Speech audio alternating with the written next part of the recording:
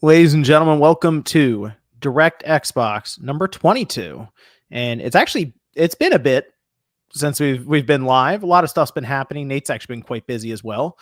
But we said, you know what, we're gonna come back definitely after Gamescom because there'd be a lot of stuff I'm sure to talk about. And there is. But then things kind of went sideways for Xbox Online. Like it's gotten kind of out of control now. So I figured there was definitely a lot to talk about just in the state of Xbox at this point, which is why that's what the episode's titled, because that's kind of what a lot of people are reflecting on right now is where is Xbox currently? Like, and it's in their planning, in their strategy. What are they doing right now? So that's why I had to bring Nate in, who was already in the news anyway, but we'll get to that. Nate, how are we doing tonight? I am doing well and excited to talk Xbox because I think a lot of reactions online right now are simply cases of outrage for the sake of outrage. While there are some valid concerns to be expressed, I do think some people are just being far too reactionary and they're not taking the time to really process what exactly is taking place right now in the world of Xbox. Okay. Okay. Well, it'll be good to hear that. See what you got going on there. But we had a lot with Gamescom, which we'll talk about some of the stuff coming out of there. The show was a whole thing. I don't even know if I wasn't planning on going through each line. I figured we'll do that on the Spawncast. But there was still some stuff coming out of there around some of the first party games, as well as releases onto other platforms that we'll get to here. That's the big thing there. Of course, you can find us at the Spawncast Network. That's spawncastnetwork.com or patreon.com/spawncast.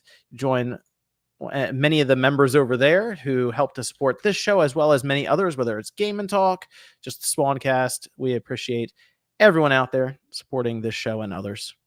I do want to give a shout out to a couple of people here, including John O, of course, Joshua Butts, Mr. Joby, Justin Maverick, The Game Orb, Trent A, and I'm going to pick out Medallion. Medallion's been very active. They're usually pretty much on it with comments, and they're active in the Discord. So I just wanted to give a shout out to Medallion for participating and hanging out with us. And I do want to recognize Fransby here. Fransby with a large super chat here. Appreciate it. They say it was Vamo Boca. Am I reading that right, Nate? You help me out. You're more cultured than I am. Yes, it looks correct, or it sounds correct. What am I looking at, Nate? You're looking at I hear like Spanish. rustling around on Nate's side. I just imagine like your cat is like fighting with you. My cat is currently sleeping on a pillow and making muffins on it. So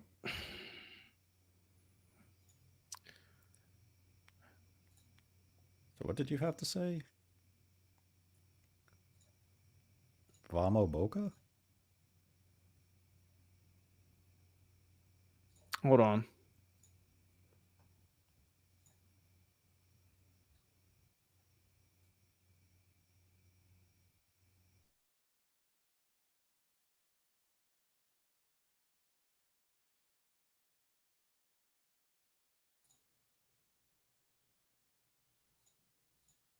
I think I lost audio with my headphones. Hold on one second, Nate.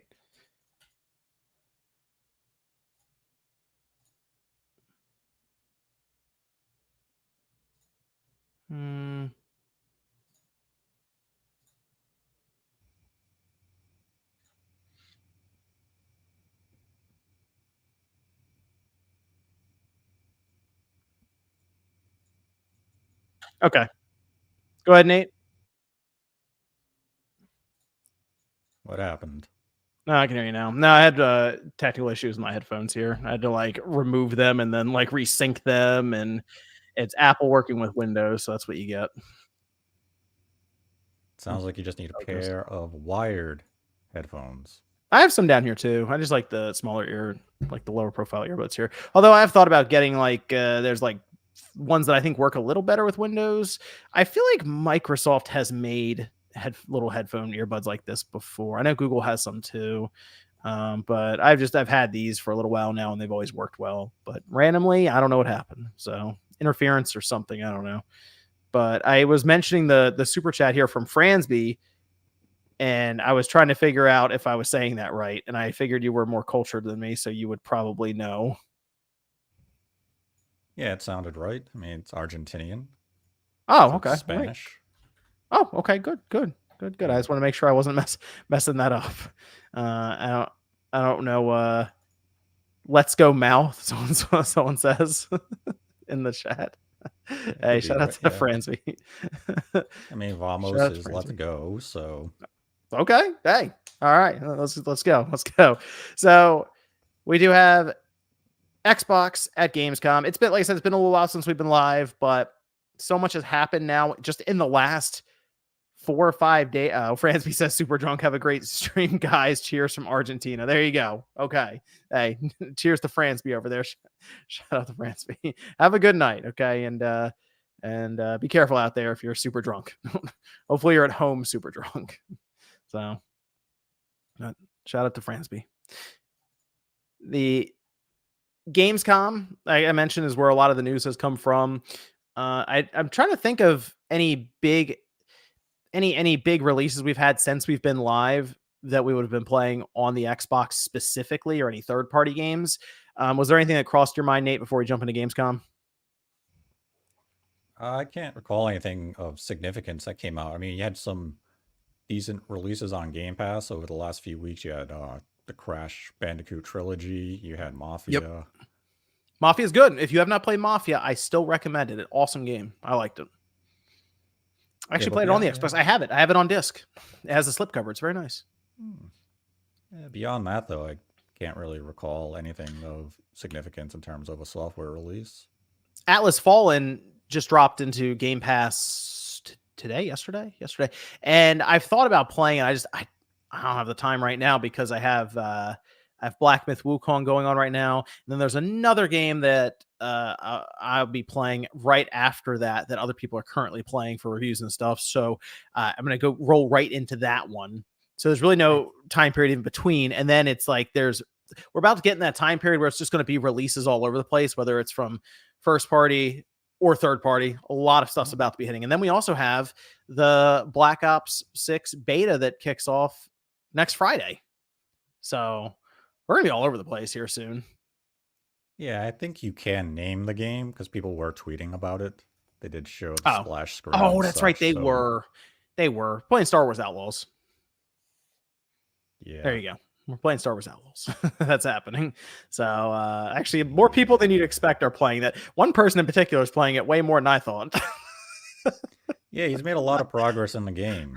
I'm a little shocked. A very streamlined version of it, just going main mission to main mission, but he is playing it, and that is a nice change of pace for the individual, considering they haven't played a modern release probably in over 3 months. Did it shock you when this individual told you they were going to then buy Black Myth Wukong next? Yeah, because I think the last time they spent money on a game was probably sometime last year. Yeah, they're going. If you had to guess, I'd say the last game they probably bought was Spider-Man 2. Oh, you might be right, actually. That's a year ago. This person likes Game Pass actually quite a bit. Is it on Game Pass? All right, cool, man. I'll check it out. But in this case, hey, that's good. Black Myth Wukong's on PC as well. It's that's probably where it's best to play it, really. But it's doing well. It's doing well. Unfortunately, which we're gonna get into actually here. You know what? Why don't we start with that actually, Nate? Because I feel like it is going to be, just based on all the stuff going around. There are still some good things, but it is, man, it's been like Xbox cannot catch a break. Even this whole week, it's just been rough for this brand. But I think seeing the situation with Black Myth Wukong and then realize that there seems to be an issue they're running into on Xbox's side, and this being a recurring thing. And now they've missed what seems to be.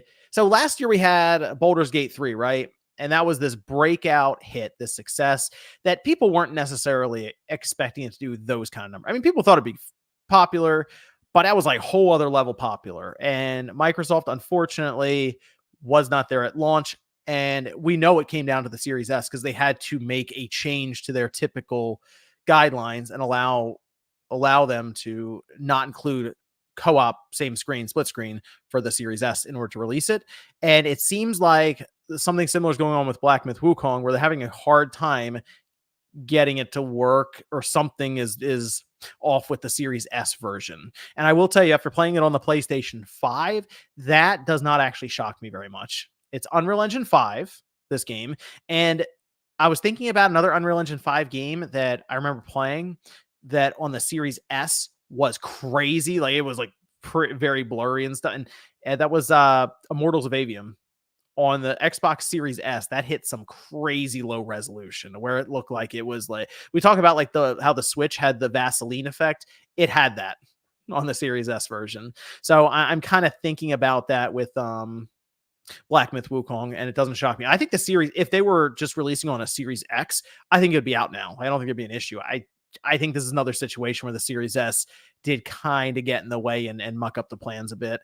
And I mean, that would be 2 years in a row where they missed out on this like crazy release that sort of came out of nowhere. Again, people thought it'd be kind of popular. 10 million copies in 3 days popular, though. I mean, those are Pokemon numbers.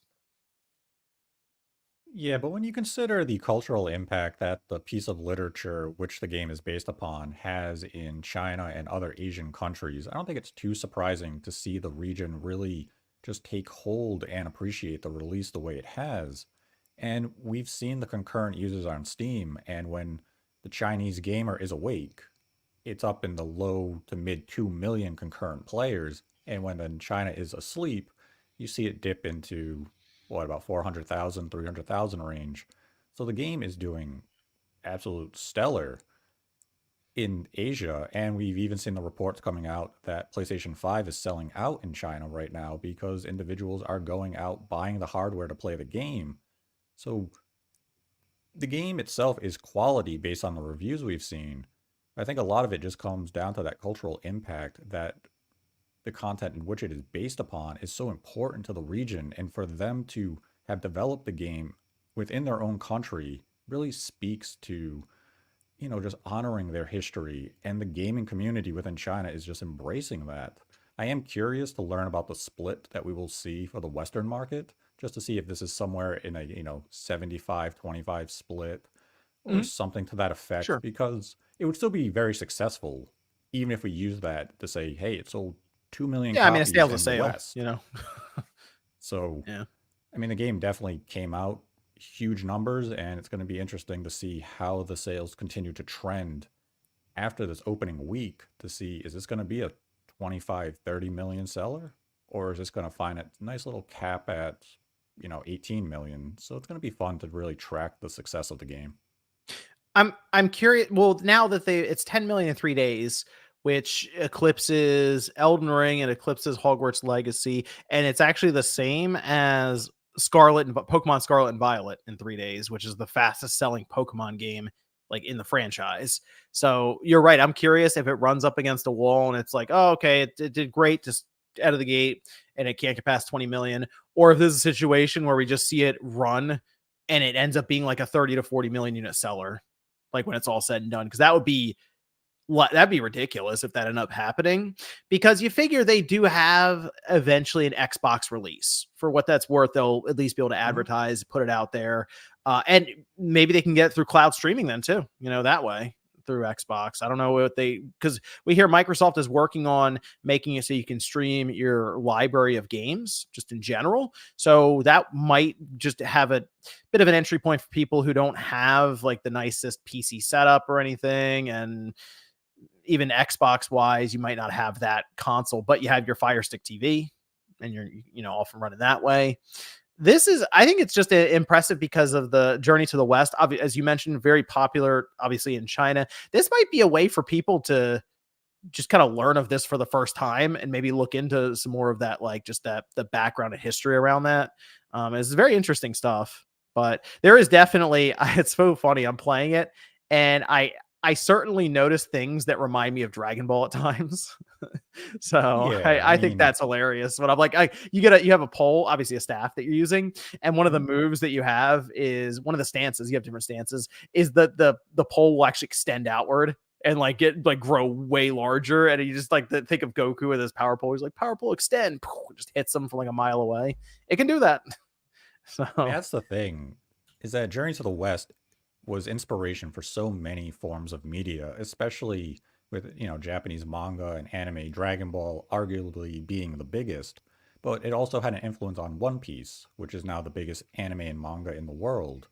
And we even had a game during the 360 generation, which was loosely based on Journey to the West, and that was Enslaved from Bandai Namco. I mean, the main character was Monkey. yeah, I turned myself down a little bit. I'm trying to match your levels. You're always so low. It's like you're in the other room yelling at your microphone. I'm all of 2 inches away. Well, that's fine. That's fine. I turned it down a little bit just to say, but yeah, this is. I mean, it's a good start. We'll see how it is when it also comes over to Xbox at some point. But I don't know if that's happening until maybe next year or so. I feel like this is going to be a larger gap than for Baldur's Gate 3, unless Microsoft really gets on it all of a sudden. They're like, nope, we need to get this game on the Xbox. And I would implore them to start moving on it and get this figured out. I think what potentially could give the game a second wind is when we do see an official and formal physical release, because we know the Oh, initial retail is just going to be a code in a box. We're not getting a disc. right. That's coming later. And if Xbox can have their version launch around the same time as the physical version, that could give the game a nice boost in sales, because I'm sure there are people out there who are waiting for that retail copy of the game to arrive. And myself being one of them, because this is a game that I would like to rent first, get a feel for it, and then if it does sell me on its concept and direction, it would be a game I would consider buying. But right now, I'd have to buy the game blind and hope that I enjoy the game. And when you're charging, $60 for a game that's digital only, that's kind of high risk, because if I don't like it or if it doesn't click with me, I'm Hmm. just out the money. Especially with the return policies that we have on PlayStation 5 when it comes to digital games, you might get an exception here or there, but it's not as well as how Steam has it integrated of you can play the game for, what is it, 2 to 3 hours and still get a refund. Yes, you can play it for 2 hours basically, and then you can refund it. Yeah, so I mean, without that type of policy on the PlayStation, at least officially being a policy, it's too high of a risk for me in the moment to buy the game and just hope I like it, especially as we are approaching the busy time of year when you have Astrobot coming out in just over a week. You have Silent Hill 2. There's so many games coming out that that's kind of a high risk for me at the moment. Whereas if I could rent the game, I can play it, I can see if I like it, and then decide whether or not I want to purchase it. I saw somebody mention they should put out a demo. I think that's a great idea actually for it. There's Yeah, I think you could put like an hour long demo. Here's one. They should put out a demo. And you know what? I wouldn't be shocked if maybe Sony got together with them and they said, "Hey, you should do a trial program." We have PlayStation Plus premium trials. That would actually make sense. So that would be a bad idea. But yeah, we'll see. We'll keep it out for the Xbox version. I'm also curious to see if we get any more information around the Xbox port, specifically for the Xbox Series S. Mostly because Forbes got the same exact message back from Microsoft about it, in that they can't comment on games like this that are in development. Also, apparently have deals with partners, but to understanding it, Sony has no deal with them. So I have no idea with that. But here's hoping it's sooner rather than later, and most likely probably first half of next year. That might be optimistic, but here's hoping. So let me go over here, Nate, to this. You shared on Twitter X that Indiana Jones is going to PlayStation 5, and that it was going, I think you said first half of 2025, right? Yes. You said, okay, yeah, you were, Mhm. that was a good idea. Cover all bases. First half 2025, right? Yeah. So it's shown now to be Well, spring 2025. yeah, and people always argue what do they consider spring, especially when it comes to game companies, because they don't follow the seasonal timelines. So spring Right. to a company can be April through June, whereas most people would say June is the start of summer. So first half was the safer way to go. Okay. Fair enough. Fair enough. But either way, it is now confirmed. And like I'm going through Gamescom. By the way, Gamescom, the show, It was probably an hour and a half too long. I say that because there were so many announcements that I could tell you now most people don't remember. Like if I have the whole list of stuff, but I have all the games that were there. I wrote them all down, and I was looking through the list, and I'm like, wow, there's really just not a lot here that I'm going to read through, and people are going to be excited hearing. Like, let me see.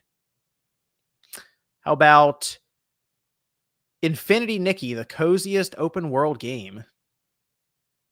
I mean, I think Sean has pre-registered on the PlayStation 5 to get I, access to that game. And I mean, it has 100 million downloads. I put that one out specifically because I could not believe when I read that number back. I was like, wow, are we that out of it? Like that it's a It's 100 million it's users? very, very popular in China and the Asian gaming community. We're just not that Well, target demo. what about Predecessor? It's a MOBA shooter that's out right now. Did you play it? I don't recall even seeing that. Who made it? Well, I I don't know. I just wrote down MOBA shooter, free to play out now. Hmm. All right. Well, the big announcement I would say outside of all right, so like I'm excited for a new Mafia game. Mafia the Old Country. That's fun. I'm looking forward to that. It was just closed out though. We also had Borderlands 4. Hey, Borderlands fans, they need something to cling on to after that movie. So while it didn't show much, it's just next year is going to be really big for Take Two, just in general. Like we just talked about Borderlands 4, Mafia, GTA 6. That's a pretty good lineup for a year. And they'll have, of course, NBA basketball and other 2K sports games. So they'll roll. But Nate, Indiana Jones and the Great Circle. We got a release date. It is December 9th, 2024. We've been thinking this is going to be December for quite some time, and it got very obvious it was going to be because November got when Stalker moved to November. To me, there was nowhere else really for Indiana Jones to go. This is like, I mean, this is up against it. December 9th, that's cutting it close, but they're going to get it out. All right. Here's the thing, though. They did a one more thing, and this is kind of rough. I'll be real. This was kind of crazy when this was happening because I thought to myself when they said that, and I think everyone did, mostly because Nate, of course, you put that info out there. I was like, oh, they're really gonna say one more thing. It's going to the PlayStation 5, and they did just that. Yeah, PS5 the logo went up. timing the timing of the announcement was surprising because I thought they would have been in a situation of we will tell you the PlayStation 5 version is coming after we launch it on the Xbox and PCs later this year. And with it coming out in spring, it definitely felt as though they could have waited till, let's say, January or February to announce that PlayStation 5 version. This way, you were able to sell some hardware, you have a lot of hype for your brand. And I'd like to think that this was Microsoft's way of being transparent of their intentions with the game. Because you finally did give it a release date. And you wanted to let it be known this is a multi-platform game. It's a timed exclusive game for the Xbox. And I guess this is the best way they could have gone about it. And that's been, I mean, it's kind of been the point of debate for the last few days of what is Microsoft doing? Was this the proper venue for them to do this? And how is your one last thing going to be announcing a PlayStation 5 version of the game? And I think it really just comes down to transparency. And this is the only way they could go about it. Because when we saw Indiana Jones back in January, that predates their multi-platform plans becoming official. So you can remove that from one of the venues of choice. Brings us to the June showcase, where we didn't get a release date on the game. So would that have been the proper time to announce that the game was going to be timed exclusive? I don't know. I mean, we're only a couple of Mm. months removed from the June showcase. Was it really that significant of a difference, whether it was done in June or August? In the grand scheme of things, not really. But I think it was just a matter of we're giving it a release date and we're going to let it be known where it's releasing. And that's also on PlayStation 5 early next year. And it just comes down to Microsoft's messaging. It's been problematic for them since the start of this generation and continues to be problematic for them as they do this shift into multi-platform releases. I think the part that surprised me and a lot of people is that they announced it here because you mentioned they didn't give any chance for the game to maybe push Xbox hardware. And as soon as I saw that, I said, "Do they? I guess they just don't really care much about pushing the Xbox hardware. If that is the way they're going to go about the announcements." And I kind of feel like just everything that's been mentioned and the way they talk about it, it kind of feels like that's the case. Like, they obviously want to sell Xbox systems because they spent money producing them. I just don't. It just doesn't seem like it's the oh, we got to push these consoles out the door. We got to get people buying these things. We need the adoption rate to be up on these consoles.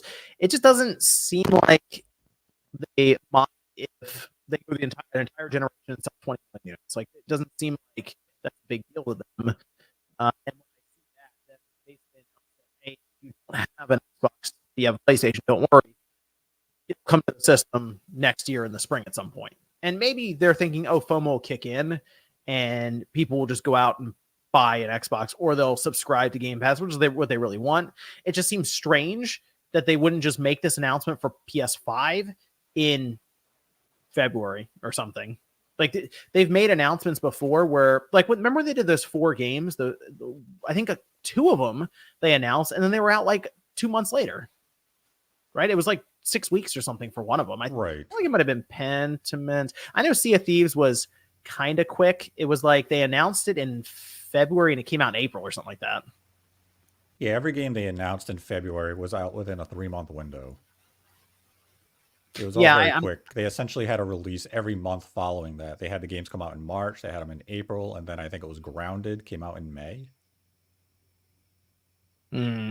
Yeah, I had to double check the exact thing, but I think you're right. It really the point is it wouldn't have been this 6 or 7 months of like, okay, we're gonna announce it now, and then like you don't have to worry about picking it up for the holidays or anything on the Xbox when we do our Right. official release for it. It just seems strange to go that route when we have, for example, Sony right now is desperately trying to keep people from talking about their PS5 Pro, their own system they're going to announce and release this holiday, because they don't want to maybe undercut or stop PlayStation 5 sales currently. Even for a month, they don't want to lose those sales.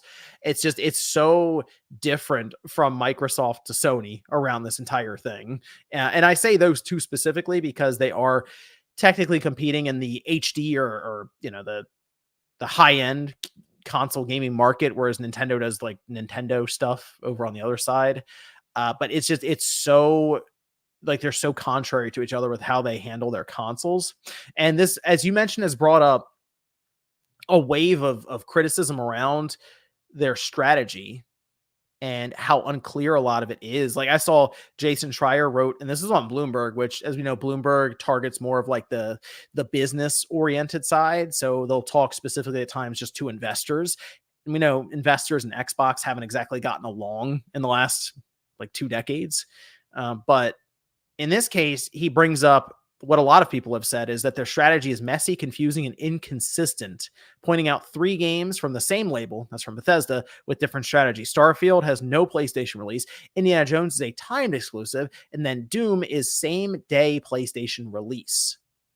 But they didn't, also, I will mention, they didn't say PlayStation during their showcase. It was something you had to go to their website and find out after the fact. Whereas here, we had PlayStation just thrown up there right alongside of the Xbox release date.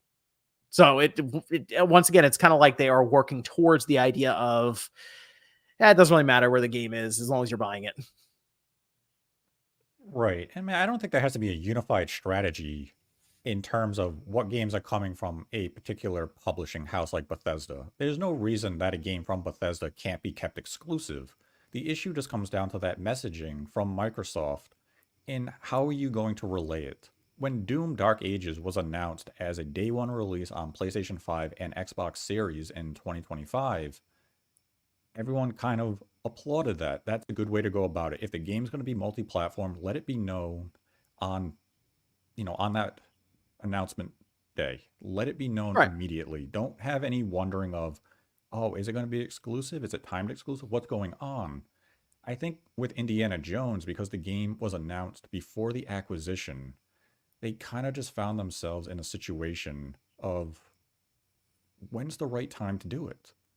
And we saw the game for the first time earlier this year before their multi-platform plans became official. And that would have just led us into the June showcase, where I guess you could have had it in a blog post that the game would be coming to PlayStation 5 sometime in 2025. And the conversation people are having this week would have been had back in June, because ultimately not much has changed. And we also know from the FTC leaks that Microsoft did pay Disney a fee to keep the game exclusive. So at some point during the development of this game, Microsoft's intent was to keep the game exclusive to their platform. Something changed since that filing. And it's very likely that the higher ups at Microsoft have dictated down to Phil Spencer and the Xbox division that multi platform has become more pivotal for their success, and they want to bring as many games to other systems as possible, Indiana Jones being one of them. And for whatever reason, they opted to do a timed exclusive type of arrangement here. And in a lot of ways, yes, it does feel as though Microsoft is viewing their hardware side for this generation and they're punting. They're going to do as many software releases, make a multi platform, make a lot of money doing so.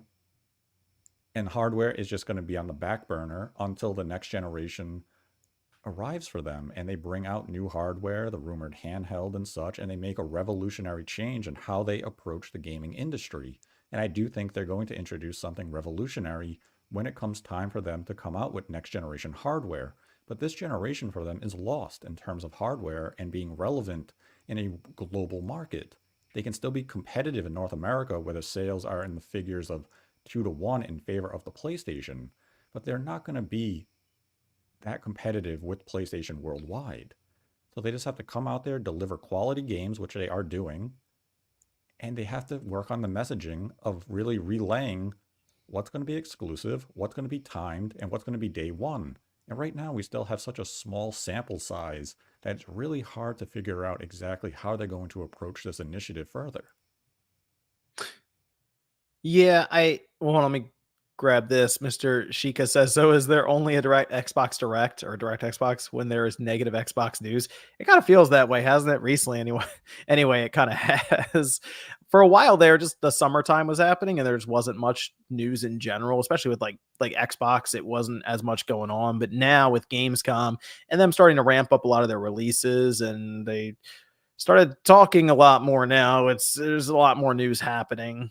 So direct Xbox, we're going on we'll be back more of a typical cadence now, I'd say, especially with everything happening currently and moving through releases that they have planned. Because we'll even be doing just like Call of Duty coverage as well, since that's Microsoft at this point too. But I am kind of looking at this as, I think you're right, Nate, in the sense that they realize that, I just wonder if the Xbox we're looking at now, like the Xbox Series. So Phil Spencer did you saw the interview he had, right? Where he talked, it was like in a podcast setting kind of, but he did discuss a lot of things and explained why they were doing this. And I don't think it went over well with a lot of people online, specifically Xbox people on places like Twitter, social media in general, right? And on YouTube. And he said something that I was a little confused about. And it wasn't just me. He said, when I look now, what I see is that our franchises are getting stronger. Our Xbox console players are as high this year as they've ever been. So he's saying this is the highest they've had for Xbox console users this year.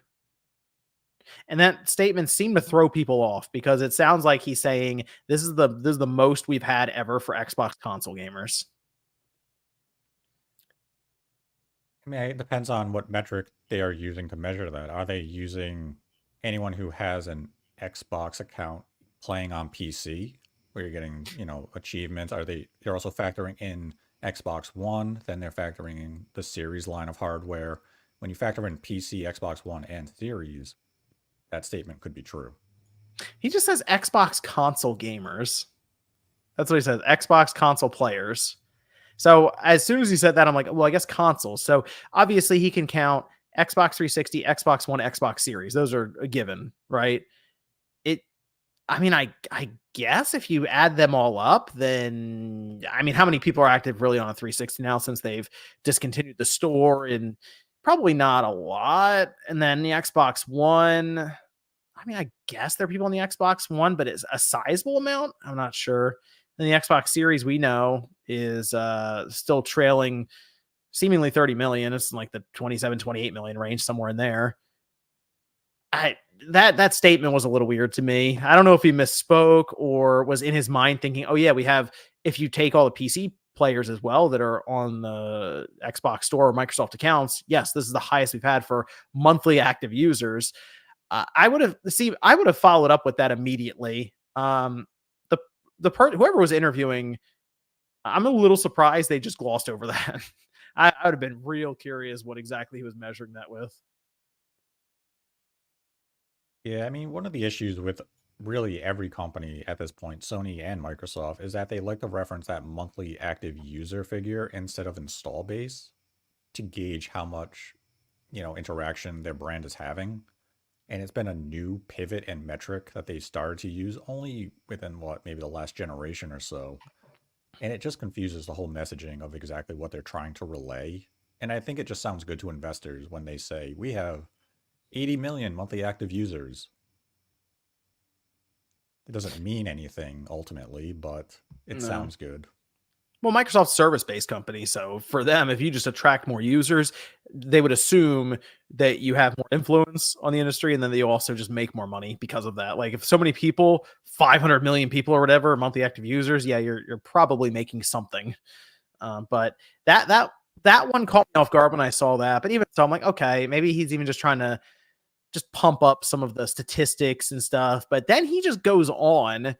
I mean, he just lays it out there. He says there's a high bar for us right now in terms of delivery that we have to give back to the company. We get a level support from the company that's just amazing in what we're able to go do. So how can we make our games as strong as possible with our platform continue to grow both on console, on PC, and on cloud? I think it's just going to be a strategy that works for us. So we've talked about the factions within Microsoft seemingly around Xbox, where I kind of wonder if it was up, let's just say it was up to Phil and Sarah Bond and Matt Booty, if they would have kept Indiana Jones exclusive, if it wasn't like pressure from one side of Microsoft to go multi-plat with it or something in that regard. I've wondered about that because it does kind of feel like, hey, we've spent a lot of money. I mean, what, probably north of 90 billion with all acquisitions, with Activision Blizzard being the biggest one, obviously. Minecraft's still sizable, but like, come on, Bethesda, Activision Blizzard, those two alone make up a large chunk of it. It's time to start returning that investment in some way. And the Xbox platform, even PC, doesn't seem to be enough. So we got to start exploring PlayStation, which has a large, a sizable console lead right now, just a large install base, and it's shown that games sell there. There's an estimation right now that CFEs has already crossed 1 million people who have bought it. That's pretty good. Like to just find that kind of Yeah. money basically on another platform just like that. I mean, that's the thing, is that Microsoft did look at those first four releases and they use that as a barometer of how they're going to approach it in the future. And it's definitely a case that Microsoft higher ups beyond Phil are dictating down to him, this is the initiative we want to see moving forward. Phil Spencer is simply in the seat of, okay, this is the guide and direction you want me to take this ship, and I'm going to follow the course you have set out. And if the generation had started well for them, had Halo Infinite launched in a good state on launch day back in Mm. 2020, had Starfield moved a considerable amount of hardware, maybe the pivot isn't made. But at some point, Microsoft had to be looking at what the Xbox was doing this generation, notice significant flaws and shortcomings, especially after you're looking to purchase Activision Blizzard for $80 billion, or even looking at Bethesda and saying, we spent $7.5 billion on this. We put out a huge exclusive with Starfield, and it didn't move the needle in any meaningful way. Is Indiana Jones going to move that needle? No, it's not going to move it. Are any of the games in the pipeline from this company going to move the needle in terms of hardware sales? It's unlikely. Would Doom Dark Ages suddenly make Xbox the number one selling hardware in North America? No. So what do? You make those games multi-platform. You sell them on PlayStation. You make a lot of money by putting them on that platform, but you're still catering to the ecosystem that you have been able to incubate since 2020. Or we could even go further back with the Xbox One and say you incubated it there. And it just feels as though Microsoft is recognizing that with the Xbox Series, they chase the exact same market as the PlayStation, and they're realizing we can't do that again. We have to look for revolutionary new ideas. We have to be innovative. We have to come up with something new, unique going into our next generation. And ideally, that is what they have planned with the rumors of a handheld and such. If they can come out with a multiple SKU approach and revolutionize things in some other way, they can differentiate themselves from what Sony's going to do of just a traditional stationary piece of hardware.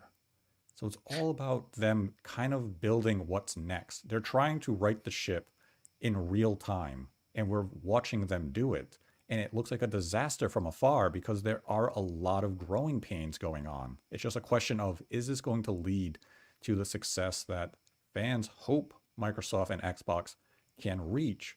Or is this just going to be an unmitigated disaster for them? And right now, it's hard to tell the direction that they're going in. But they have to work on messaging and they have to be more transparent of what their intent are with games moving forward as far as their multi-platform approach is concerned. So I'm still of the mind that if you make a good game, it will sell hardware. I still believe that fully. And I think it's also true for Xbox. And the reason I say that is, did you see the Circana or the MPD sales results for July? I don't know if you had a chance to go through like even the software, but like the hardware stuff too. Yeah, it was what? Xbox sales were up 42 or 48%. They were up 48%, and it was pretty much all because of college football. Like that one game shifted enough Xboxes on its own because it's a current gen. We still say next gen, current gen only game with PlayStation 5 and Xbox. And it literally jumped Xbox sales for the month almost 50%. Like if there's a game that people are excited about and they have to seek out a system to play it, because if you had an Xbox One, well, you got to go get an Xbox Series, and the Series S works really well for college since, as has been pointed out to us by Josie, but also, when we were in college, is like, all right, what's the cheapest way I can get this entertainment, for example? And the Xbox Series seems like it works well there. But the Circana results are tracked by revenue or dollar spend. That just means that they were up 48% in general.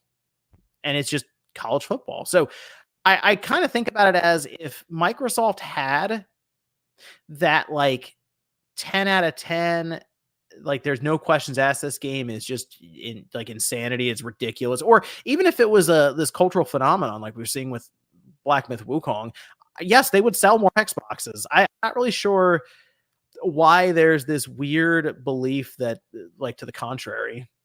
Like I don't believe that the Xbox brand is that, like, it is viewed that badly that the best game ever couldn't push units like that. I think the issue comes down to Microsoft's internal games and the pipeline of games they have announced to this point.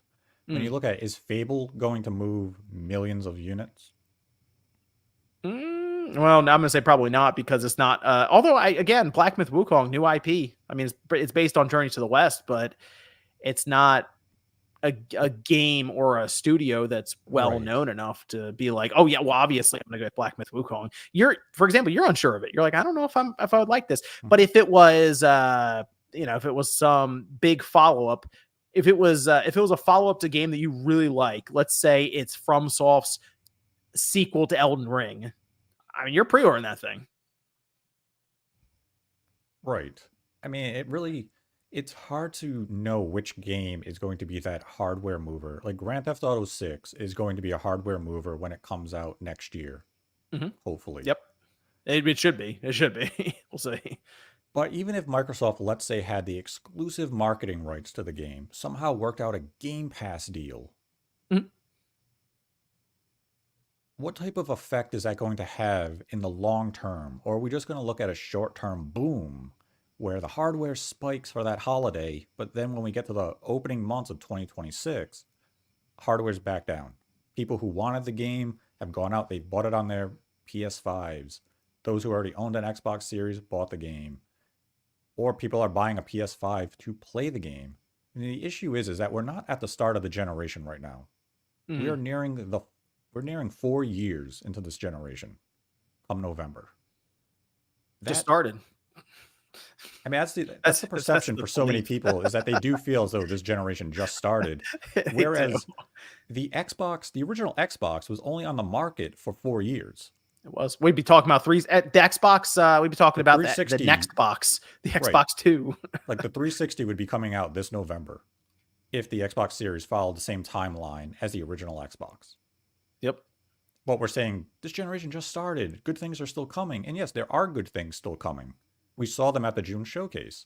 But out of all the games we saw at the June showcase, was there a game there that really looks as though it would move hardware in a meaningful way? I'd say out of everything shown, the only game that has that potential would maybe be Gears of War E-Day. E-Day would. I think E-Day would move units. Like if they're like it's just an Xbox Series game. That's just the way it is. And if it was like, let's say there was no Game Pass, not like you got to buy it, it's $70. I don't think they have any problem moving units of that. No, I mean the franchise has a reputation. What we saw looks Mhm. great, but the issue is when's E-Day coming out? Couple 2025? years. Probably 2026? 2026, probably 26. Yeah, probably. So at that point, if you're Microsoft and you're saying our next big game that could potentially move hardware doesn't come out till 2026, it's too late for this generation. You have to make pivots. You have to begin to look to alternative avenues for revenue, and that's what they're doing. Okay, so let's say okay, I get what you're saying with the multi-plat release is the point where we need to start getting money back essentially for these large investments. We have to start acting like a business, as he did say. He said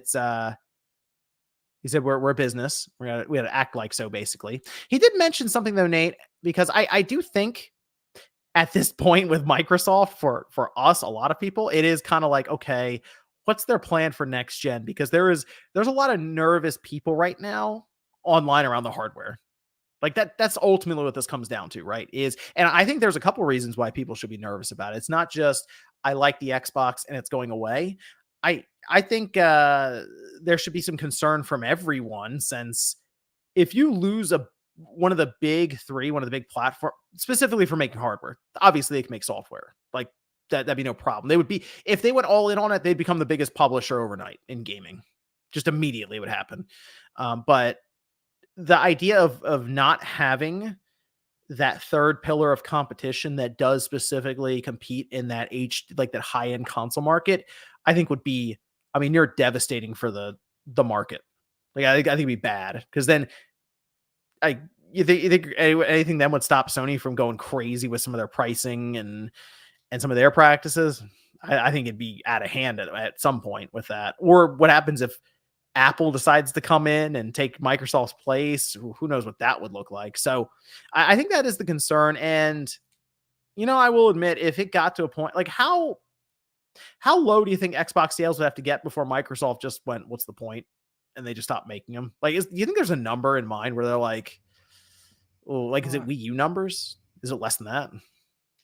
I mean, I guess it depends on which metric we want to use. If we're just using install base, they probably do have some sort of figure in mind, but Mm, we don't know exactly how they're going to approach their next generation hardware. right. They could That's make that's what it comes down to now, right? Is like, or what's right. after the Xbox Series? And I think this generation has been illuminating for them. And I think they're going to do some sort of revolutionary new idea of how they approach their hardware. They're going to do something that we haven't seen a company do before. And it's just going Okay. to come down to execution and that messaging. If they can execute properly, if they can message and market a new idea well, they could find success. It's just them doing things right, which they have struggled with this entire generation, where they just have not been able to really communicate a single thing accurately or well to the consumer base, which has led to just an avalanche of frustration. I think looking forward at this point is probably best for them. Although they've done that a lot in the past. So it's just like, okay, maybe this time. But if they do start the next generation sooner rather than later, and if they get a head start on Sony with it, and as you mentioned, it's like legitimately disruptive to the market and the concept of what we know with these game systems, I do like that. I think that could be really interesting. But my thought process is, what do they do to shake it up to where it is legitimately different? And I have a couple of ideas. I do. Well, Some have been thrown around here and there, but right. there's something I was thinking. I mean, we can go back to the rumor that Jez Corden had put out there a few months ago of, let's say they do introduce a handheld view. And the Mhm, rumor Jez had put out there was that Microsoft was having those discussions with Valve to have Steam integration. mhm. If you do go that concept, and let's say that does become a reality, that you can have Steam on your Xbox, that's disruptive because that changes a lot of things. Because as we've said in previous episodes, if you could own an Xbox, now technically, at least in theory, there would be no Xbox SKU or SDK per se. Because if you have Steam, you're kind of essentially a PC, which means if they went that avenue in the present, you could be playing Black Myth Wukong on your Xbox right now. You could be playing Final Fantasy 16 next month. You could be playing Silent Hill 2 in October. And it doesn't have to come to Xbox in the traditional way because it would be a PC game that's available on Steam, and Steam is now integrated onto your next generation Xbox. It kind of So- changes the way games would be consumed. Never mind the fact that Sony games are on Steam, which, unless they could prevent people from downloading it, which I don't think they could unless they introduced their own PC launcher, you could play Right. Sony Yeah. games via Steam on your Xbox. This I feel like I have to go back and double check. I feel like they figured out how to block Death Stranding being streamed on the Xbox. Like I feel like that was a thing. I have to double check that, but I think they came up with a way to do that. However, I don't know how you stop, say, an Xbox PC in a box or something for next gen. I don't know how you stop that from downloading something on Steam. I'm not sure, but Right. that's what I was kind of thinking, Nate, with their next system. Like, let's if you entertain that as a possibility, if they went that, that's a very disruptive route that would change the industry in a lot of ways. Of We've always had the utopian idea of, why can't we just have a, single unified console that could play everything? I believe a developer even expressed that, what, last year? I believe it was someone from Square Enix or someone. And yeah, it's impossible. You're never going to have that type of unity in the gaming industry. But if that's the direction Microsoft truly did entertain, and you have PlayStation games, you have every PC game, there would be no more software droughts because it would have everything. Though the argument and the counter would be, if you are a PC gamer right now, why would you possibly consider buying an Xbox? That Ah, just to transfer your Steam account over to it? I have Because the answer for that, actually. So here's how I would go about doing this. And this is, I don't know even how possible some of this stuff is, but it's not my job to figure it out. There's a lot of smart people at Microsoft to do it. So the I get what you're saying with Steam. And in fact, that would be one of the major things I would approach. I would actually probably even try to partner with Valve if I could. But the thing with the Xbox is, it's already, like, it already runs on Windows. It's already unified within Microsoft, basically. But some of the advancements right now that are happening with dedicated chips on board for, like, laptops and other things when it comes to AI, and yes, integrating with the OS, but doing things that are really impressive when it comes to upscaling, for example. I kind of think, I don't know if anyone out there is like, well, I need 8K, but I'm pretty content with 4K as the roof for visuals right now. Mostly because we haven't even really conquered that at this point, and maybe next generation we do. Like, we're talking like PlayStation 6 and stuff. But I feel like if they have that, utilizing the advanced upscaling techniques that are already super impressive in, like, low powered ARM chips, but it's a more capable device. And the thing I was trying to figure out with this, Nate, is if you download Steam on an Xbox, right? You will be How much did what's the advantage? What's the big drawing factor for a console as opposed to a PC when you download a game? Like when you go into a game on your PC, what do you have to start doing immediately? Oh, you have to start checking all the boxes to get performance, resolution, everything like that, because you want it to run the best it can on the rig you're using. Right. That's exactly what I was thinking. I was like, well, that's why people buy. Like, there's always the question, and I see it all the time. Why don't you just get a PC to people who are mostly console gamers? And I'll tell you, as somebody who worked retail for a long time at like the customer level, when they were looking at a gaming PC or a console, they just don't want to deal with all the stuff in PC. And it's no matter what you tell them, you could tell them there is a magical button in that PC you press and everything just works. They're like, yeah, but I do spreadsheets on that all day. I don't feel like doing that. That's it. They just want a console controller, turn it on, it works. Convenience overall. So I thought about it. I said, with an Xbox, this PC Xbox, which if I'm Microsoft, by the way, I would develop one box and it's just called Xbox, nothing else. No Xbox Series, this or whatever. It's just called Xbox. You have a handheld as well. It's just a portable device you can buy as a companion. So they'll have two systems, technically two SKUs. But the big factor here is that your Xbox would have Steam on it, and they would utilize AI to eliminate anything when it comes to system requirements or changing your settings around.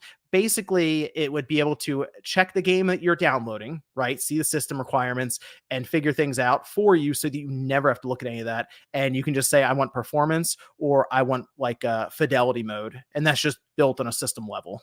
So you can go into your options on your Xbox and say, I want all my games to run in a quote unquote performance mode, or I want it all to run on a fidelity mode. And it will figure out those Mhm. settings on the fly for you. So you never have to look at them, even though it's all coming from Steam.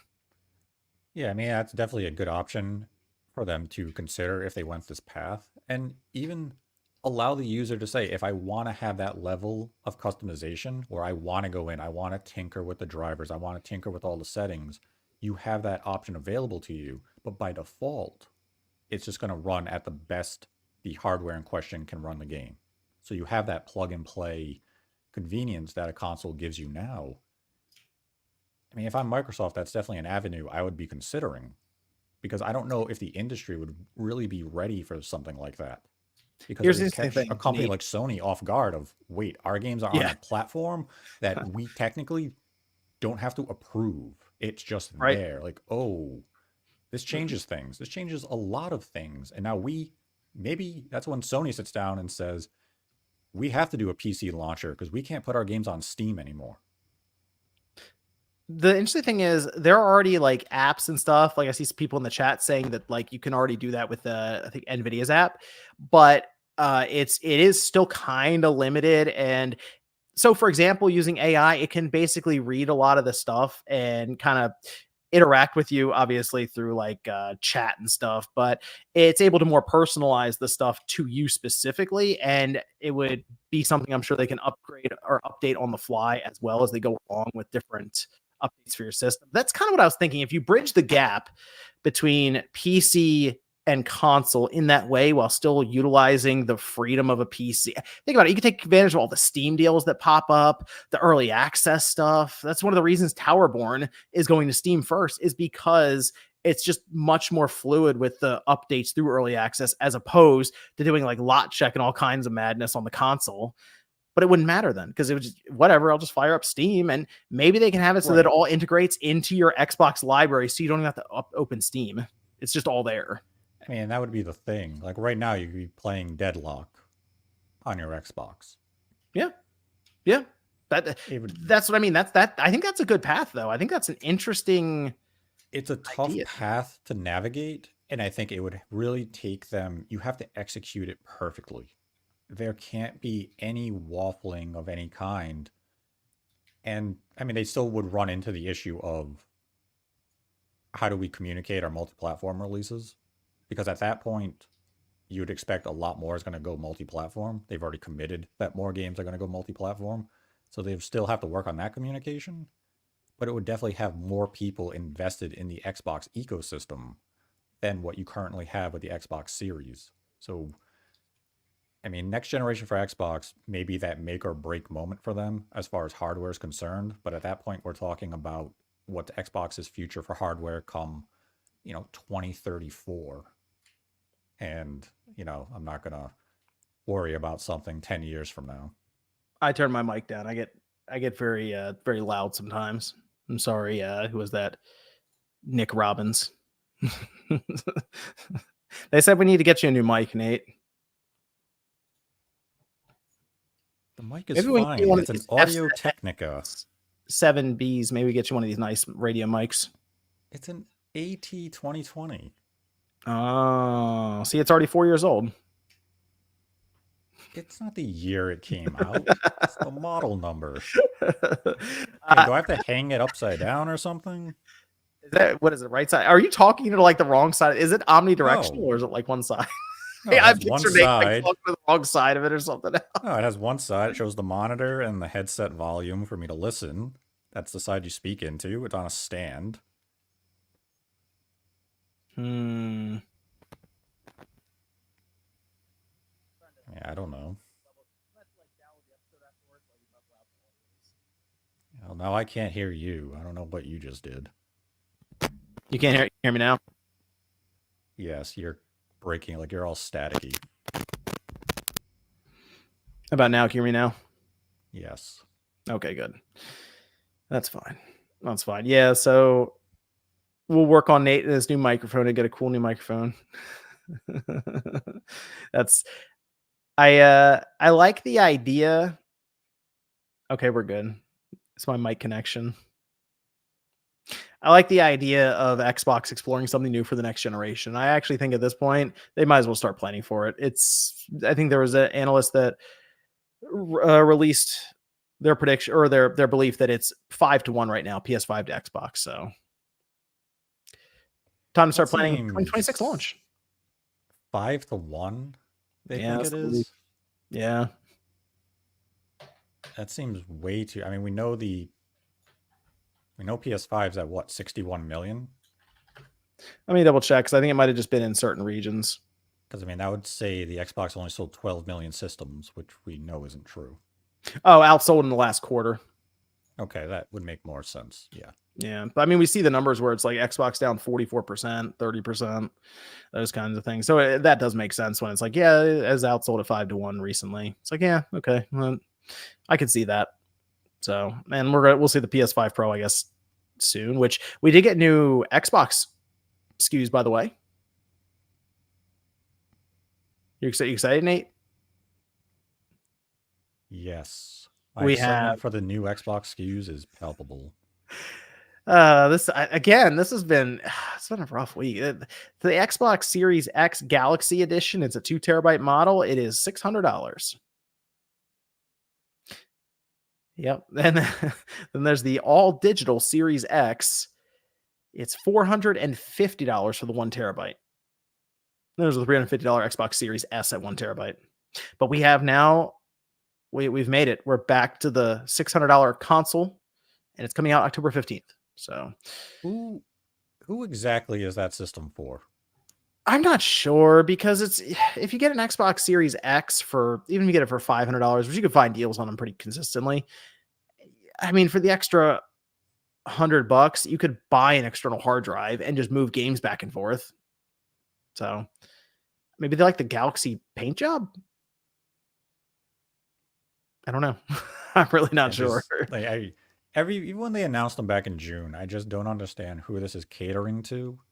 I guess they're hoping some current series owners will buy one of these as an upgrade to their current Series S or Series X, because there's not going to be anyone who's interested in the brand who has waited 4 years to buy an Xbox Series X say, ooh, I'm going to buy that one for $600. Or is going to say, I'm going to buy the all digital one and give myself less features and options.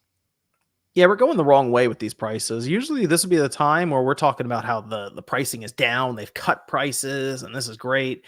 And like we've actually gone up $100 here. That's actually impressive. All for a little more SSD space. And correct me if I'm wrong, I believe these now have Wi-Fi 6 support. I believe they upgraded the Wi-Fi. Well, people were talking about the chips inside, they're all still the same. Like obviously still same fabrication. I think some were thinking they might drop to like 6 nanometers. There's no real need to at this point. And yeah, I believe it does have new Wi-Fi. Remember we had the leak from the FTC come out, and we thought we were going to get all Mhm. kinds of stuff with the Brooklyn one, but it doesn't look like that's the case. Like I was waiting for that controller, and we still don't have it. I was really hoping that controller would Yeah, have come out. I was hoping for the haptics controller, and nothing's Yep. happened on that front. That's the thing that's been left behind. Although they did, again, they did mention new. They said there was going to be some hardware stuff this holiday. Is this it? Like they seemed really excited about it.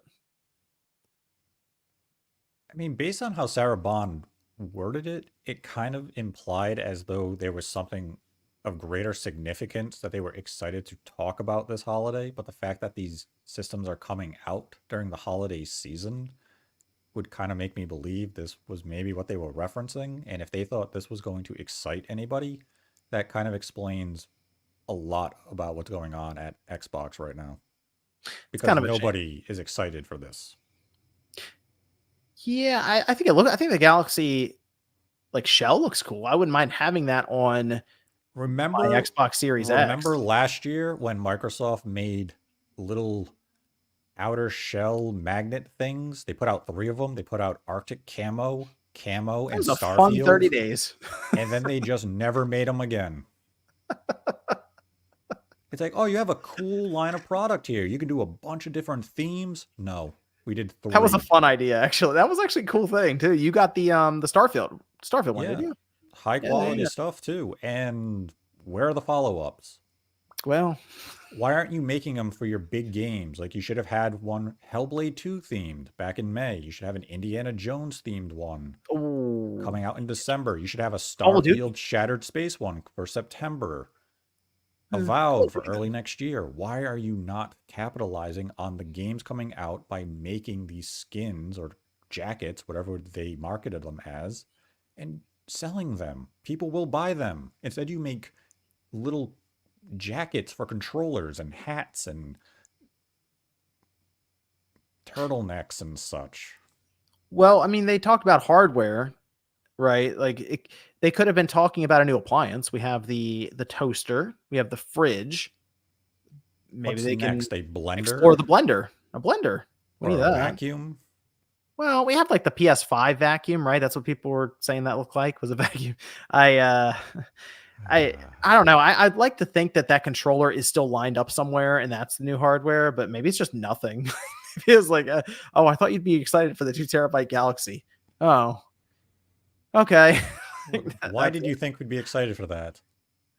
We're Well, not sure when we look back at it, but yeah, they just have so many weird type of products, and they release a new controller, I swear, every other week. yeah, they do that a lot. Like they have the Skyline Blue one. That one actually looked kind of cool. It was like a ghost transparent plastic. But I have like 4 or 5 Xbox controllers. I don't really need any more. Like I'm okay. But have you bought your controllers a pair of sweatpants or a jacket? I would have got the jacket just to make a video on it. Like, and I would have been dead serious unboxing the thing, dead serious dressing up the controller, and then putting it on the shelf and never using it again. Or no, maybe no. You know what I'd do? I'd get like on the shelf here. I'd get like a little coat hook and like see if I can find like a tiny little like Oh hanger my and just god. put it up there. That was some strange stuff they come up with there. I mean, They I get the idea do. is to just kind of be funny about it, I guess, but as interesting, interesting stuff. They do release a lot of interesting accessories. Well, I mean, at this point, what's the so Forza Horizon 5? I believe that's the next one people are believing would be the next big announcement for PlayStation. And I will admit, if Forza goes to PlayStation, that is kind of a big one because that's Forza's been with Xbox since the beginning, since 05, 04 on the original Xbox. Yeah, So but I that mean, one would be like, ooh, okay, there we go, it's happening. Halo Gears Forza. but it really depends, I think. When you look at, let's say Forza Horizon 5 Mhm. is one of the next ones. Let's say it comes out later this year, just to give it a timetable.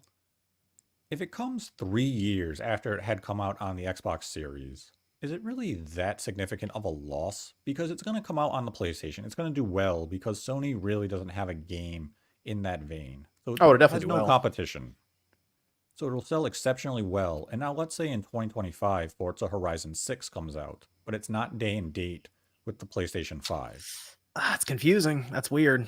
It is That's kind of confusing, and that strange. would be one of those opportunities where Microsoft would have to come out and say Forza Horizon 6 comes to PlayStation 5 in 2026, just so they have that transparency and people don't ask questions every single week about what about this game?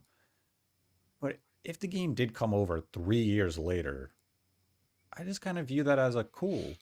It's on PlayStation 5. A lot of people can now enjoy it on that platform. It's probably going to sell a couple million copies, and Microsoft's going to take that revenue and say, "Sweet, something for us to consider in the future." Well, I mean, I like to assume the revenue would help them build more games, but they also have some pretty sweet bonuses over there. So who knows? Who really knows? Like for the executives, who really knows what happens with that then? But either way, Microsoft has plenty of money, so they can develop Forza Horizon 6 if they'd like. It would just be, I'll admit, seeing the Forza logo there, I'd be like, oh wow, times really have changed. Okay, I guess just bring up Halo. Let's do it. I mean, I think, what was it? Jez or Tom Warren had the report about Project Latitude, and they had listed a few of the games that were not under consideration for a PlayStation release. And I believe soon after that, there was the rumor or the report that Halo Combat Evolved was getting remade and that it would be coming to PlayStation or That wouldn't You'd something have to to that do something like effect. that. You'd have to do something like that, I think. Like I don't believe you just move Master Chief Collection over to any other system. You know, just go, oh yeah, here we go. Do you know people don't realize how much of a struggle that game was to get working on Xbox? That I have to imagine the back end of that game looks crazy. Like I would be curious. I don't really know what that would look like, but if there was just a way to have MVG, for example, just look what happened, what's going on back there for a day. I'd be curious what kind of horror stories he'd come back with because, I, dude, that thing was so busted and it felt like it took them years to get it right. I can't imagine taking what they've done now and moving it to another platform like the PS5 would be anything less than like this Herculean effort. So, yeah, it probably makes more sense to just remake the first Halo, like almost from scratch, basically. I mean, they have the idea, the story, probably a lot of assets and stuff they can use, but just remaking it and setting it up for release on, I would say everything: PlayStation, Nintendo's next system, PC, whatever Xbox ends up being in 2026 or whatever, 2027. And yeah, I say you just do that and put it everywhere and see what happens. Halo multi-platform. But that would be a big one if that happened, just because I still look at Halo and I still look at Master Chief as like the Xbox mascot, like the Xbox mascot. So that would be the one that if it happened would probably be the biggest sticker shock, I'd say. Potentially. I think it would depend on really how they approached it. I do want to bring this up, Nate. As we finish up here, we're going to do an after show for a bit with some of the Patreon members. If you guys want to check that out, we'll be live there probably in like 15 minutes or so. But I did want to finish up with this, Nate. There was something else that Phil Spencer said at the end of this quote here. And he said, the last thing I'll say is that I think as an industry right now, there's a lot of pressure on the industry. It's been growing for a long time, and now people are looking at ways to grow further. I think us as fans, as players of the games, we just have to anticipate that there's going to be more change in how some of the traditional ways that games were built and distributed. That's going to change. It's going to change for all of us. By the end result has to be better games that more people can play. If we're not focused on that, I think we're focused on the wrong things. So for us as Xbox, the most important things are the health of Xbox, health of our platform, and the health of our growing games. So he does mention the industry at large here, but realistically, the other two companies he would really be referring to when it comes to distribution of games in terms of their platforms would be Nintendo and Sony. And everything I'm seeing right now doesn't. I kind of feel like what we're seeing right now happen at Microsoft is specifically an Xbox problem. I know Sony's been playing around with PC and Nintendo's played around with mobile, but the idea that Microsoft is putting stuff on PlayStation currently and Switch, like first party games, even like Sea of Thieves, is them getting ahead of the curve because Nintendo's going to move Mario over to a PlayStation or an Xbox, or Sony's going to move The Last of Us Part 3 over to Xbox or something. I just, it doesn't, to me, it just doesn't align. And I kind of just see this as a situation Microsoft has worked themselves into over the last 2 generations. Yeah, Microsoft worked themselves into the situation really with the Xbox One being a failure. And I think a lot of that Shout out to statement Metric. is kind of referring to Sony more than Nintendo because the way Nintendo operates is very different from Microsoft and Sony. Nintendo games cost significantly less. We know they have their budgets more under control. Tears of the Kingdom, arguably the biggest release for this generation from Nintendo, likely pales in comparison to something like Spider-Man 2, which cost $300 million to develop. Oh, yeah. So I think it's mostly referring to Sony, and Sony dabbling in PC releases is definitely their way of saying we have to make a pivot of our own to a certain degree. But if the budgets of their games continue to go up, if those climb, PC, even the way they approach PC releases, is going to have to be reevaluated. Are they going to do that 3, 6, or 12-month window? Or are they going to change and they start bringing more games like Helldivers 2 and such, or even Concord, as day one games, but not just multiplayer games, but also single player based games? They are evaluating their situation. It's just Microsoft is doing it first. They're being more proactive for once. And they're kind of recognizing that the industry is unstable. Budgets are out of control. A single bad release can sink an entire company, especially on the third party or the indie scene. They're recognizing that. They have to do a lot of work on their own, as we've seen them do numerous closures of studios. So they're trying to get themselves a little more stable and set for what the future of the industry potentially could look like. And maybe it'll work out for them.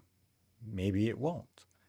Sony is dabbling. Nintendo's diversifying in different ways. Nintendo's diversifying with museums and theme parks and movies and Lego sets and such stuff like that.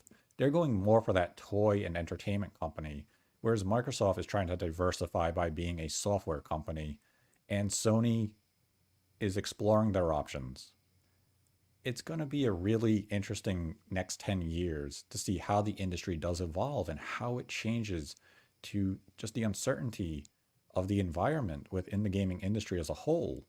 And I think a lot of companies like Sony, they are taking a cue from the Chinese market. They're recognizing the growth there and the potential there, especially due to Black Myth Wukong's success. And they're going to try to tap into that market, which is very difficult to do due to regulations and such. But Sony's trying to diversify, and I think that's what Phil Spencer was trying to relay, is that every company in the industry right now, the way we distribute games, we have to diversify what we are doing. And we're all going to go about it in different ways, but hopefully we all find success, because it seems as though Phil Spencer, based on his comments, wants the industry to thrive, whether that's just with Xbox, Nintendo, Sony. He wants everyone to find success and find enjoyment by playing video games, because he views the industry and the community as one. And he has high hopes for the industry, even if the Xbox continues to struggle and fail at what they're doing. Hey, they get that handheld going, they'll be okay. That's all it needs. You need a handheld Maybe. box. I think at this point you can sell, like, so with Sony, we mentioned the PC stuff. I think they could go day one single player on PC along with their console, and they'd be fine with console sales because they've worked their way into being kind of the default system at this point. Like, they are the system that people just buy. Was it video game? Yeah, it's PlayStation. Back in the day, it used to be call any system a Nintendo. You'd have like the PlayStation on the ground in your living room. Mom be like, move that Nintendo so I can vacuum. Like, that's what it was. Now it's kind of like PlayStation is synonymous with it. Nintendo, again, their own kind of thing now with the hybrid system. But in terms of console box that you put on your TV, it's like PlayStation. It tends to be what people just call things now. So I think they could do that because they are like the default. But I do think you can kind of sell a generation now because the big games that people play are these Fortnites and Call of Duties that are, for the most part, on a bunch of different systems, you can sell a generation on a concept. And I think that concept is going to mostly be convenience. So I think when you see something like the Switch do it with its hybrid nature that more or less conforms to people's lives, how they want to play, I think something like that shows, like, when people go, oh, you know what, I don't mind playing Witcher 3 at half the frame rate and like 540p, doesn't matter. I can play it on the go, because I travel for work and this is just easy for me. I think when you have that concept down, it really doesn't necessarily matter if your games are widely available or not, because people just want the experience of that hardware. So I think exclusives still help. I think that Nintendo shows it time and time again, especially with the Switch. And I think Microsoft just needs to figure out their path. Do they want to go fully multi-platform? How are they going to approach this if they do have this interesting box that can access Steam than other apps, and then a handheld? So I'm very curious about their next gen. And it's funny that it feels like we're not even, people say we haven't started this generation yet. And now it's like, okay, what's Xbox's next gen system going to be? Because that's what they're looking towards, even though this one hasn't started yet. Yeah, I mean, that's the thing. They have to be looking towards the future, and they did say as much back in June of we have new hardware. It's going to be the biggest leap in hardware history, or however Sarah Bond had phrased it.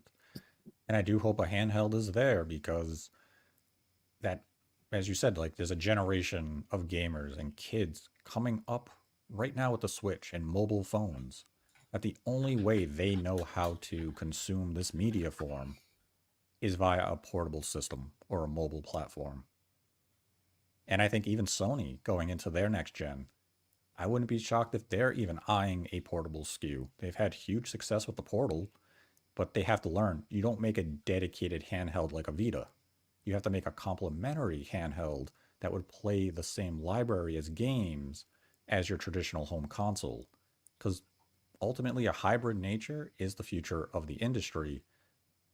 But we'll still have individuals out there like ourselves who want to play it on a big screen with all the flashy graphics and high fidelity. But when you have that 10-year-old who bought a Switch in 2017, who is now turning 18, when it's come time to buy a new system, they might be looking for a mobile device to be able to enjoy their games. A stationary system is foreign to them. They've never seen these before. It's weird. I think it's interesting that like there are a lot of surveys and stuff that'll be taken for gamers now. And I mean, it seems like the console market is stagnant or even at times shrinking based on some of these surveys. And for example, there's one that shows that gamers in general, 76% that are console gamers are above or 18 or older. So only 24% of the console market is made up of gamers 18 or less, or 18 or younger. And that it's kind of strange to hear that, because I feel like back in the day it was sort of the opposite. But we've all just kind of gotten older and moved up into that bracket, and we're not really being replaced by younger gamers who are all about consoles. Right. You're right; they're being split with phones and tablets and other things. So it's a lot more competition out there for your eyeballs now and entertainment. So it's tough. Very I mean, in different. a Very way, different. the current gaming industry has grown up with us. Yeah, it And has. that's the thing. It's You see a grown lot up more with mature rated games, and Mhm. yeah. Like it's grown up Yep. with us as that demographic, whereas mobile and tablets and such, those are the devices that the current generation of gamer is growing up with. And that's where Sony and Microsoft eventually have to make a pivot to also catering to that market. Whereas Nintendo was able to get in there really ahead of anybody by going with the hybrid design of the Switch. They were able to cater to both markets exceptionally well. And that wasn't a market that Microsoft or Sony was really even considering. And I guess you could say it took Nintendo to release the Wii U and fail at it to realize they have to target both of those markets. So maybe this is Microsoft's moment of failure to realize the pivot they have to make going into next gen. It should be crazy for people to think that, let's say there's a a person out there who's been playing games for what, like let's say they're like 18 or 19. You know what game they're going to look back on as like nostalgic for them? It's going to be something like Flappy Bird. Isn't that weird? That might be the worst thing I've ever heard. Remember how popular that game was back in like Yeah. 2013, 11 years ago. So think about it. If you would be 18 now, you were like 7 back then. And maybe your mom or dad or somebody just handed you a phone while you're at the grocery store so you can play something like Flappy Bird. And you have those sorts of memories of like, okay, wow, I remember playing games and it was Flappy Bird on the phone. Man, and you can't really get it anymore. So it's like there's that nostalgic bit to it. Yeah, meanwhile, our memories of that age would have been Mario 64, Right, that's GoldenEye, what I mean. Or even like Perfect if you're Dark. thinking about in like the grocery store, you had like a Game Boy, and then maybe you're playing Yeah, you Pokemon or play you're playing Pokemon Mario or or what. Yeah, yeah, exactly. Tetris, Yep. Ninja Turtles, things like that that we still sit there and be like, "Oh yeah, I still love those things. I wish they would put them on a modern platform." Yeah, the industry's changed a lot, and in some ways, the industry's trying to catch up to the consumer base. And that's why you have games like Infinite Nikki selling or being downloaded 100 million times in other regions of the world. Is Sean going to play that? I think if Play it? Celia makes him, he'll do it. Is it multiplayer? I don't know. Might have to pre-register The for this. extent of my Spawncast knowledge, plays no. The Infinite extent of Nikki. my knowledge is the trailer we saw at Gamescom with the cats and hoodies. And I didn't know what was happening. Well,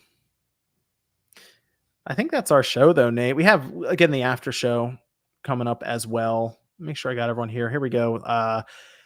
Johnny says, Stellar Blade is my game of the year easily. Well, we still have some stuff coming up. I'm telling you, don't count out some of these holiday releases. I think there's going to be some surprises in there. Let's see what we got. Let's see what we got coming up. Well, thanks everyone for joining us for Direct Xbox. We'll be back in a couple of weeks. Like I said, we're back on a regular cadence now. A lot of stuff's been happening in the industry. We're picking up again, heading into September. I think things are going to become very fun. A lot of stuff, I think, coming up here soon, so it should be a good time. We're going to head on over to the after show now. That's posted up currently on the Patreon. If you want to check that out, there's a post, and we'll be hanging out in there. Thanks everyone for joining us. Again, Nate the Hate, of course, over there. Check him out, and we'll be back here in a couple of weeks.